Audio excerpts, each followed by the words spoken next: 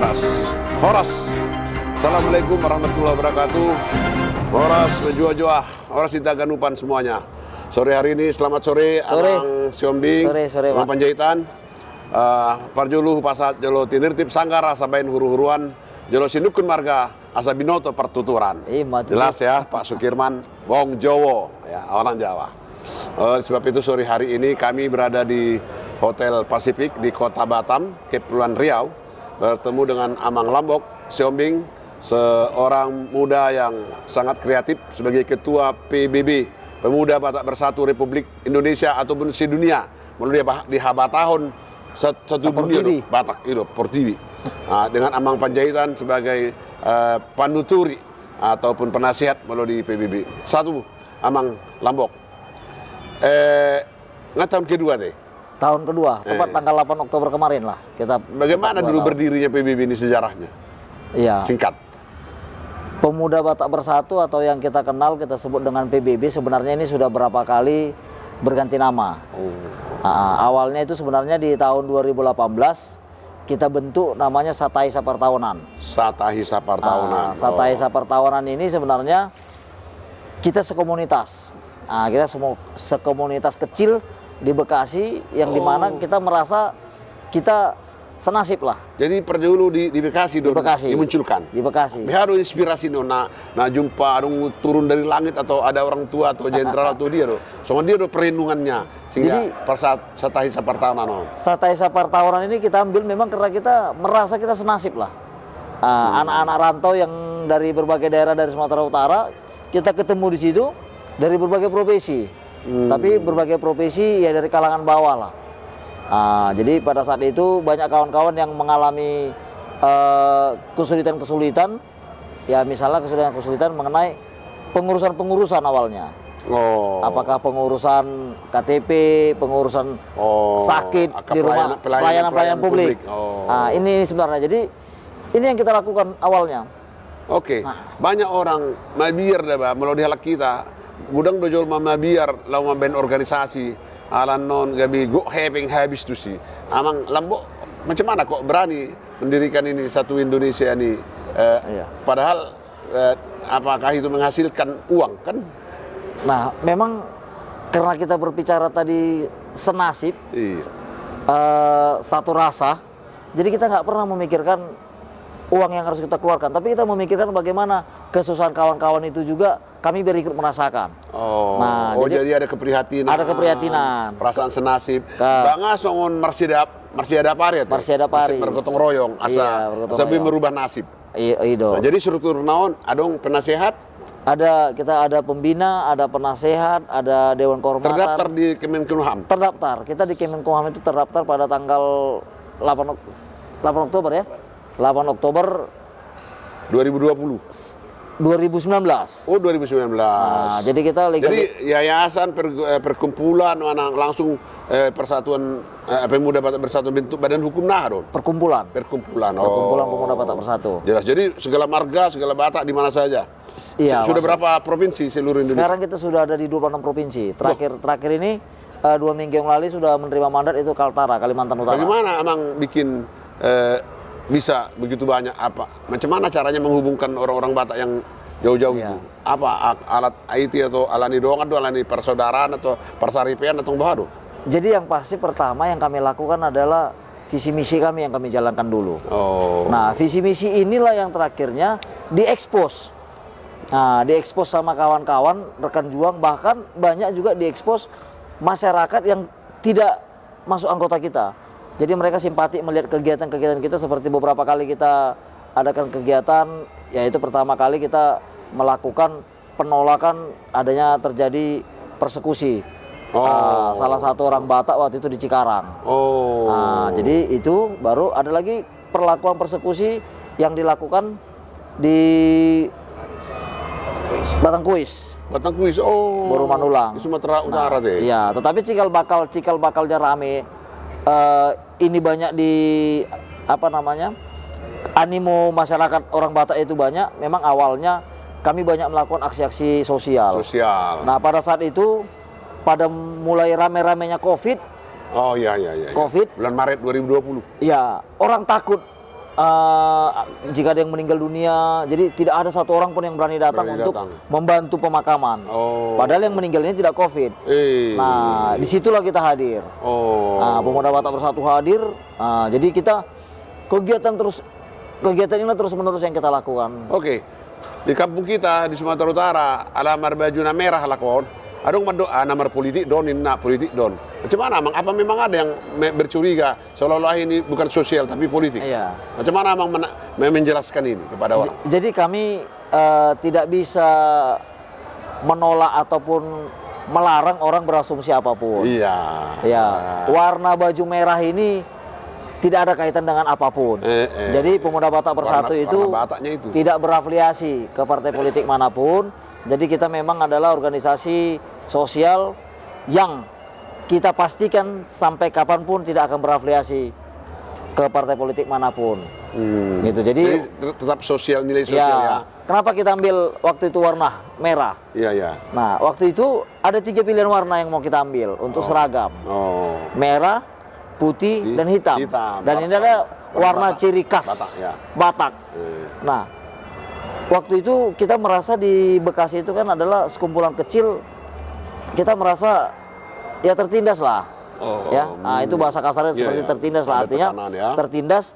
Banyak hak-hak yang seharusnya kami dapatkan itu tidak bisa kita dapatkan sebagai warga negara ya. Sebagai warga negara. Sehingga dengan baju merah ini akan menambah semangat. Nah, pada saat itu kita berpikir, termasuk Bapak ini, Bapak Jonier Panjaitan selaku pendiri, kita diskusi apa warna bajunya. Kalau putih, kita putihkan, kurang keren. Kalau hitam, kita hitamkan, seperti kurang keren. Terakhir merah, kita merahkan. Jadi kesannya itu sampai kapan pun tidak mundur. Berdarah-darah gitulah. Itulah konotasinya waktu itu kita ambil. Jadi kalau ada orang mau menafsirkan silakan saja. Silakan saja. Tapi yang penting kita berbuat dengan memperhatikan nasib saudara-saudara kita ini ya. Memang Panjaitan, sonari dewa budang do risau alat Batak, ala peradatan, dang be nang pediaha di hutatta, udang doa ke generasi muda, dang dipelajari biadat. Misalnya kan, mau hari tahun baru maupun hari Natal, Pak Limbong, Pak Oming, di SMS bulung di suhat, turpuk di tengah harangan, tung SMS pe nasahat, dus may songon marti jalangan ini kan. Kadang marad besok ini kan, dang ruibana dang ijalang manang hodan SMS do kan. Bagaimana Amang Panjaitan sebagai panduturi penasihat? Apa memang Amang ada kerisauan itu juga di mana tempat orang Batak? Jadi kerisauan ini nggak pasti. Justru anak kepastian kerisauan ini disebab muncul di Pemuda Batak Bersatu. Untuk mengembalikan budaya Batak itu kembali ke leluhurnya. Jadi ada prinsip di kami di Pemuda Batak Bersatu. Biarkan kita terlambat.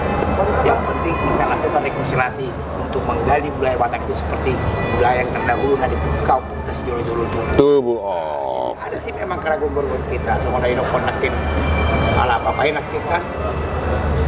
Nak bola bola, nak pekuran SMS saat matakan masih jauh. Tapi kadang-kadang juga kita pikirin digitalisasi ini, kalau memang itu urbanisasinya benar sih nggak apa-apa. Tapi kadang-kadang yang paling fatal di orang Batak, mereka tidak tanya kalau di perantauan mula doa Natalon yang musuh yang ulama Kristen. Iya. Yang ini sukun. Di sukun mula doa tahun baruan.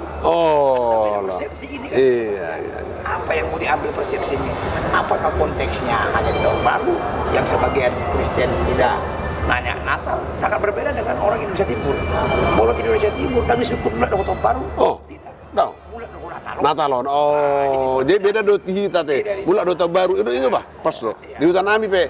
Mula do nata baru ini do. Itulah yang mau kita gali tentang orang Batak, budaya Batak. Kita tidak terlepas bahwa alat Batak Sonari sudah memeluk keyakinan satu agama Nakpena Juala Bataki Parmalin. Dengan adanya agama khusus dari luar harus kita yakin itu. Agama Samawi. Memang itu yang mau kita tarik di budaya Batak itu. Songon adong istilahnya latte kosong, teal, Latte, elat. Kami bersatu simpel. Kalau bisa setahunnya tergerus 1% sifat hotel itu. Iya. 1% aja. 1% aja. 1% nggak usah. Inilah perlunya pelatihan, penyadaran ya. Ya, jadi kita terapkan sekarang pedoman itu. Moloso kita memulai ICM, oke. Nah, makanya sekarang contoh yang paling baik di mana? Tua kada dana dari jam. Iya, Kita pas generasi semua anak-anak itu jangan begitu lagi. generasi muda. Oke. Jadi dengan adanya hubungan pemuda bersatu,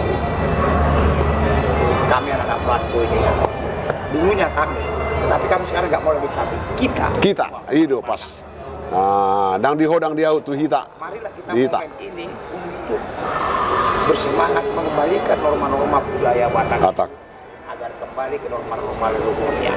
Andai kata kita sudah kembali norma-norma leluhur, yakin dan percayalah kita orang Batak akan kuat. Selama ini kuat, tapi tidak ada persatuannya. Iya. Masing-masing. Pas. Ya, marga ini. Nah, ya. Inilah kita manfaatkan momen itu. Ada wadah yang mempersatukan orang Batak. Walaupun kata terlambat, tetapi tidak ada istilah terlambat. Oke. Mudah tuh ketua bahak do sonari di hutatta marsak do sudi keluarga atau ngahape pendidikan orang tua menang profesi karena narkoba. Masuk saya budang hola di kota saat hutatta di paro apa sanga di apa namanya di Bona Pasogit ya. Macam mana antisipasi PBB ya Pemuda Batak Bersatuan menangkal sabu-sabu manang narkotika mana konon. Jadi memang narkobaun kan memang ngagabe sait yang sangat luar biasa. Dan memang sangat merusak generasi bangsa. Jadi Pemuda Batak Bersatu dengan berbagai departemen yang ada di dalam, kebetulan Pemuda Batak Bersatu ini terdiri dari beberapa bidang.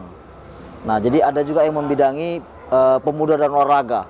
Jadi sudah beberapa kali juga kita melakukan seminar-seminar anti narkoba, dan kebetulan kita punya pembina juga namanya Brigjen Pol Henry Marpaung, dan beliau aktif sebagai kepala BNN di Banten. Nah, jadi kita sudah sangat sering lah melakukan seminar-seminar mengenai penyalahgunaan bahaya narkoba. Kemarin di ulang tahun kedua kita, seluruh provinsi perwakilan ketua sekretaris bendahara itu khusus kita adakan pelatihan bagaimana pemahaman mengenai narkoba. Jadi banyak pemahaman yang kita dapat. Bagaimana kita biar tidak terjerat tidak terjerat dalam penyalahgunaan atau korban. Karena sekarang banyak sekali yang masyarakat tidak pahami. Banyak cara-cara dilakukan oleh bandar-bandar narkoba sehingga kita tidak mengerti narkoba tetapi bisa tersangkut dan terjerat hukum dengan narkoba. Banyak, ini salah satu contoh yang kemarin disampaikan. Ada paket datang ke rumah. Sekarang musim paket. Kita padahal tidak pernah pesan ini. Iya. Dikirim ke rumah itu. Nah, kita terima. Dan nanti tiba-tiba ada yang datang. Pak, salah paket saya itu. Sebenarnya dia hanya pinjam alamat kita. Nah, ini sering. Itu satu. Kedua, dia coba berpesan juga, jangan sekali-sekali meminjamkan kunci kendaraan ke orang lain. Mobil ataupun orang yang kita kenal. Karena ada undang-undang mengenai narkoba yang disampaikan beliau, barang siapa memiliki atau menguasai, dia itu akan terjerat. Memiliki atau menguasai. Menguasai ini bukan miliknya tapi ada di mobilnya. Nah gitu, makanya beliau itu bilang, sampaikan saya itu tidak pernah kalau parkir di mall atau di hotel diparkir sama valet. Saya paling tidak suka karena saya mobil saya disetirin. Yang mahal itu. Iya, kan biasanya disetirin. Dikasih sama orang ya kan? Dikasih sama orang. Ini mungkin dalam konten ini pelajaran baru lebah bisa kita kasihkan ke masyarakat agar masyarakat ini tidak terjebak dengan akal-akalan para bandar-bandar narkoba. Karena banyak sekali masyarakat ini tertangkap dan terpenjara karena narkoba padahal dia tidak mengerti. Memiliki juga, melihat barangnya pun tidak pernah, tetapi hal seperti inilah. Jadi kalau boleh, ini dalam konten ini kami berpesan juga, jika ada kita dapat paket yang memang ini bukan milik kita, sebaiknya jangan diterima, sebaiknya dikembalikan. Suruh dibawa pulang karena ini bukan milik kita, jangan diterima. Jadi ini hanya pesan. Ini salah satu cara Pemuda Batak Bersatu lah. Penting dong. Jadi penutup alana jepek do tabain hata tahun alana record do tiki di amang Lambok Siombing sebagai ketua soal bahasa Batak kope huida lamoti do generasi muda bah berbahasa Batak. Kira-kira apa yang akan dilakukan PB? Nak kingau nama mangalian 70% ubah bahasa Batak. Apa kira-kira upaya?